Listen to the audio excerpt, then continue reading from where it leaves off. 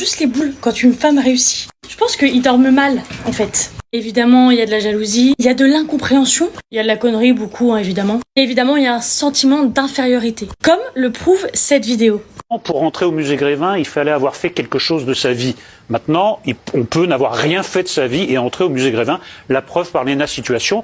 D'ailleurs, je note que la statue l'a bien arrangée également physiquement. Donc, ils sont vraiment très aimables. Oh, écoutez, oui ou non? C'est vrai, oui, peut-être. Oui ou non? Peut-être. Oui, oui. Oh, bah, écoutez, je ne sais pas, je la connais pas personnellement. Vous voyez ce que je Vous veux la dire? voyez, là? Pourquoi ça fait autant chier les hommes quand une femme réussit? Vraiment, c'est une question que je me pose. Parce que dès qu'on parle du succès d'une femme, ah bah alors là, les voilà en commentaire en train d'écrire leurs petits messages. Évidemment, avachis sur leur canapé, à regarder la télé, évidemment. Mais que ce soit tous les âges, hein. Les hommes, ils sont tous pareils, peu importe l'âge. Et pourtant, c'est pas mon genre de faire des généralités. Mais franchement, à force de créer du contenu sur les réseaux sociaux, c'est voyant comme un nez au milieu du visage. Par contre, quand Gérard Depardieu, Pierre Palmade, Cyril Hanouna ont eu leur petite statue au musée Grévin, là, on n'a entendu personne. Ils ont fait quoi de plus, du coup? Ouais, ils ont fait des films pour certains, tué des gens pour d'autres. En fait, les hommes, ils ont juste les boules quand une... Bonsoir à tous, bienvenue sur ma chaîne YouTube, j'espère que vous allez bien. Pour les nouveaux, abonnez-vous, c'est gratuit, il n'y a rien à faire.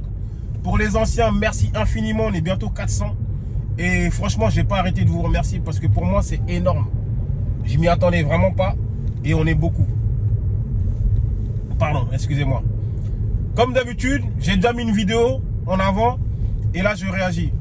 En fait, c'est une meuf sur TikTok que je suis, entre guillemets. Elle est community manager. Vous voyez, elle sait ce qu'elle fait. Et dans cette vidéo-là, elle réagit déjà à une vidéo de l'émission où Eric Nolot nous parle de Léna Situation, qui a une statue à son effigie au musée Grévin. Voilà. Il dit, en tout cas dans la vidéo, que c'est la culture du vide. Il ne comprend pas comment des gens qui n'ont rien dans le cerveau, puisque la culture du vide, est des statues à leur effigie. Je vais revenir dessus, mais moi je pars déjà en arrière, il y a 5 ans, il y a 10 ans, il y avait des événements très très importants où il fallait être très très qualifié entre guillemets pour en faire partie, pour être invité, pour être sur la liste, etc. Je parle, comment ça s'appelle, la cérémonie des Césars, des Oscars, quoi encore, les victoires de la musique, Energy Music Award. Il y a plein d'événements où si on n'était pas qualifié, en tout cas, si on n'avait pas une renommée, on n'était pas invité. J'ai envie de dire jusqu'ici, tout va bien. Il fallait être producteur si on était dans la musique, il fallait être chanteur, en tout cas, il fallait être dans la branche. Maintenant, il y a quasiment plus aucun événement où on n'invite pas des créateurs de contenu. Des créateurs de contenu, que ce soit des youtubeurs, des influenceurs, des tiktokers, on les invite partout parce qu'il faut savoir faire avec son temps. Vous voyez, les grandes marques ou les grandes prestations que je vous ai citées ont senti le vent tourner, que la population, entre guillemets, qui regardait et qui venait était vieillissante. Donc il fallait se rajeunir. Donc voilà pourquoi du comment ils étaient obligés de mettre la jeunesse. Et la jeunesse maintenant fait vendre. En termes de millions de vues, certains créateurs vous rapportent de la publicité tout de suite, même si vous êtes déjà une grande enseigne, même si vous êtes déjà une grande prestation ou un grand truc. Vous êtes obligé de compter sur eux. Et pour appâter les jeunes, quoi de mieux que d'appâter des jeunes créateurs de contenu qui sont déjà bien affirmés sur les réseaux, avec des millions d'abonnés souvent. Ouais, ils sont obligés de faire avec. Regardez le cas de, comment ça s'appelle, Squeezie qui rassemble les plus grands acteurs du cinéma, même mondial ou même que de la France. Mais ils sont obligés d'aller là-bas parce que c'est comme ça. Il y a maintenant plein de personnes qui ont marché sur les réseaux et qui se font inviter par des grandes instances, on va dire. Ouais, et ils sont obligés de faire avec.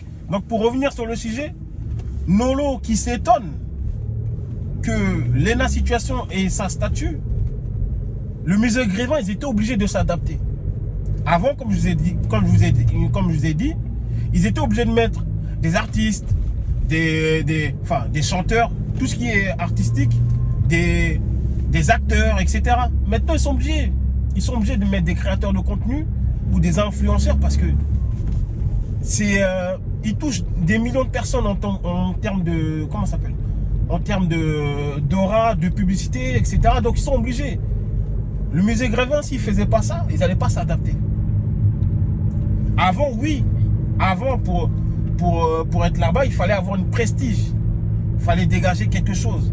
Il fallait être important. Ou il fallait avoir œuvré pour une chose importante. Maintenant, maintenant, c'est la culture de l'instant et des abonnés qu'on peut potentiellement ramener. Parce que, comment ça s'appelle, malgré que le musée Grévin a tout le temps des clients à chaque fois, ils sont obligés de se rajeunir. Ils sont obligés de se rajeunir. Et dans la vidéo que je vais vous mettre, normalement, pour revenir à celle-là, cette femme-là dit que, quelque part, l'homme a toujours été jaloux de la femme, de la réussite de la femme. Moi, je pense que non. Qu'est-ce que moi, en tant qu'homme, je ne représente pas toute la gente masculine, mais qu'est-ce que, excusez-moi du terme, qu'est-ce que j'en ai à foutre qu'une femme ait réussi? Et c'est quoi réussir? C'est quoi réussir chez une femme ou chez un homme? C'est quoi réussir chez une femme? Je vous pose la question en espérant que vous aurez des réponses. C'est quoi? C'est être autonome, avoir un boulot, avoir un appartement, avoir une situation. C'est ça réussir pour une femme. Et l'homme devrait ou devra être jaloux de ça. Non, excusez-moi, trouver autre chose. Oui, il peut y avoir une minorité d'hommes qui vont être envieux de certaines femmes. Mais parce que, admettons, il travaille dans le même truc, il voit que la femme est devenue PDG avant lui, je dis une connerie. Mais sinon, l'homme en général n'a jamais été jaloux de la femme. Et ça lui servira à quoi d'être jaloux de la femme? Ça lui servira à quoi? Moi, je vous pose la question. Moi, perso, ça me sert à quoi que je sois jaloux d'une femme? C'est bien, tant mieux pour elle. Elle a réussi à gravir les échelons, etc. Tant mieux. Mais on le sait qu'une femme grandit avec une cuillère en argent dans la bouche par rapport à un homme. Il suffit que de nos jours, elle va sur Shein, elle s'achète une robe à 2 euros, 3 euros, elle va dans un hôtel, avec sa robe de 2 ou 3 euros, elle peut appâter des gens qui sont friqués.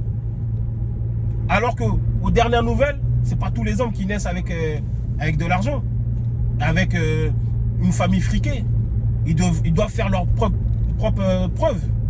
Et ces femmes-là, qui ont pu réussir, certaines, on cherche bien derrière, son père ou sa mère, ou en tout cas la famille est riche. J'ai pas dit que ça n'existe pas des femmes qui se font leur réussite toutes seules. Bien sûr que ça existe. Mais j'ai dit la plupart du temps, quand on cherche bien derrière, il y a des parents aussi qui étaient riches. Pareil pour certains hommes. Où il y a des hommes qui partent de zéro, du début à la fin, et qui gravissent les échelons. Donc pourquoi l'homme va être jaloux de la femme? Moi je vous pose la question, vraiment. On est dans un truc où on est tellement dans une guerre que certaines femmes pensent qu'on est jalouse d'elles. Mais jaloux de quoi? T'es une femme, je suis un homme. On ne sera jamais pareil. Il y a les mêmes organes, etc. Mais après c'est tout. Vous avez vos attributs féminins, j'ai les miens. Quelle jalousie je vais avoir? Je sais pas. À part, comme je vous ai dit, l'exception, c'est 2 personnes qui vont être dans la même entreprise et l'homme qui va se dire, non, c'est bizarre. Elle vient d'arriver, elle a déjà gravi les échelons. On ne sait pas.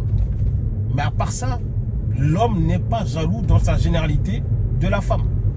Ou en tout cas, dites-moi, la femme apporte quoi comme réussite pour qu'on soit jalouse d'elle? Excusez-moi. Je sais que ça peut paraître un peu misogyne. Je ne le suis pas, comme je vous ai déjà dit, j'ai pas le temps.